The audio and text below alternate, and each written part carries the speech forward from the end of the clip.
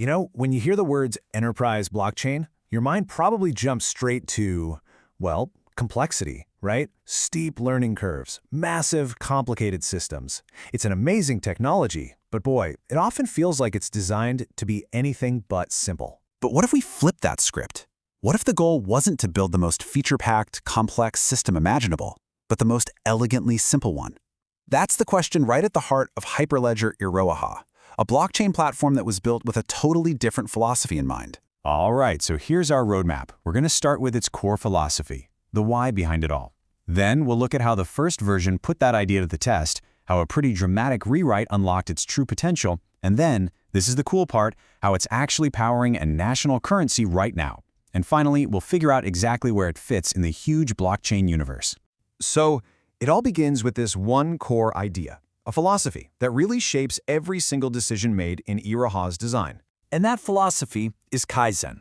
It's a Japanese principle about continuous improvement by, and this is the key part, eliminating waste and excess. For Iroha, this means cutting out all the unnecessary complexity to create a lean, focused, and incredibly powerful tool. It's not about adding every single feature under the sun. It's about perfecting the ones that truly matter. And this isn't just a vague mission statement. This philosophy is applied with absolute laser focus. Iroha isn't trying to boil the ocean here. It's specifically engineered to be exceptionally good at a few really critical jobs: managing digital assets and identity, especially in mobile-first environments, and big enterprise projects. This whole journey kicked off with Iroha 1. This was the first version that really brought that Kaizen philosophy to life and started to carve out the platform's unique identity. So instead of offering these super complex, fully programmable smart contracts like you see on other platforms, Iroha went down a different path. It gave developers a curated set of commands for the most common tasks, things like create an asset, transfer an asset, manage an account. It was a very deliberate trade-off, choosing simplicity and security over, infinite flexibility. Honestly, the best analogy for it is a vending machine. It's incredibly reliable, super easy to use. You press a button and you know exactly what you're going to get. But you're limited to the stuff that's already stocked inside, right? You can't ask it to whip you up a custom sandwich.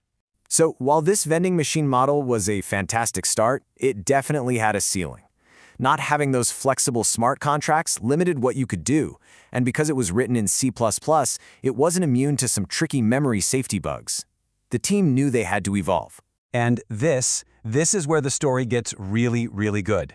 We get to the creation of Iroha 2, and this wasn't just some update, it was a full-blown revolution. And when I say everything, I mean everything.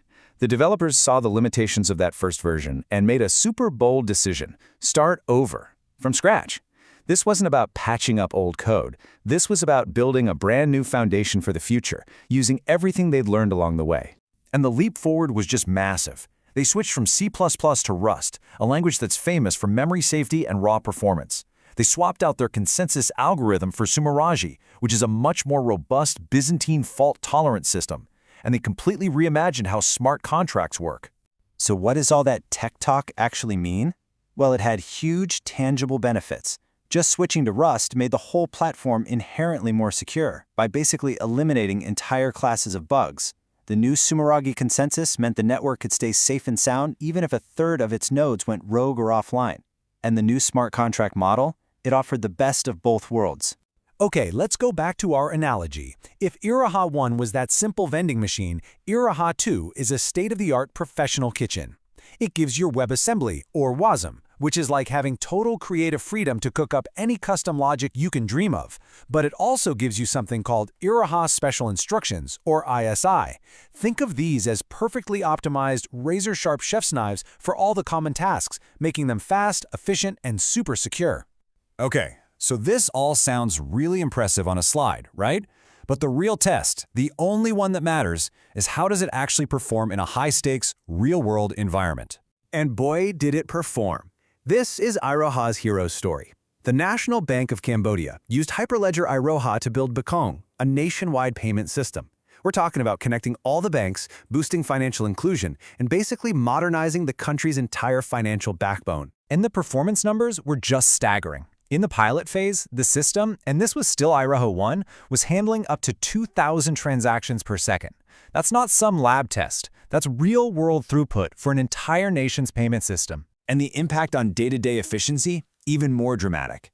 The time it took for a transfer between two different banks to settle went from taking hours down to just 5 seconds, a 5-second finalization.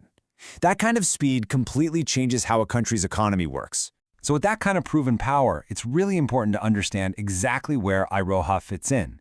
It's not trying to be the one blockchain to rule them all. It's designed to excel in its specific domain.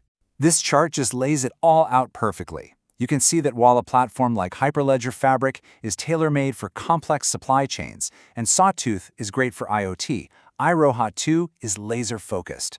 Its key differentiator is that killer combo of Rust-based security and elegant simplicity for common financial tasks, making it absolutely ideal for digital currencies and identity.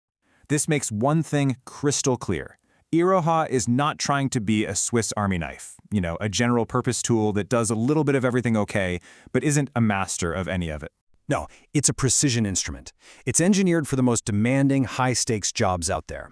Think of it as the specialized tool you need to build the financial and identity systems of the future, where security, efficiency, and rock-solid reliability are completely non-negotiable. And that leaves us with one big question to chew on.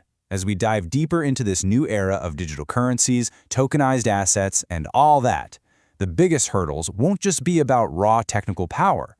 They'll be about security, they'll be about adoption, and they'll be about ease of use. And in a world like that, maybe a platform built on the philosophy of Kaizen, of elegant, focused simplicity, isn't just a nice-to-have feature. Maybe it's the most important one of all.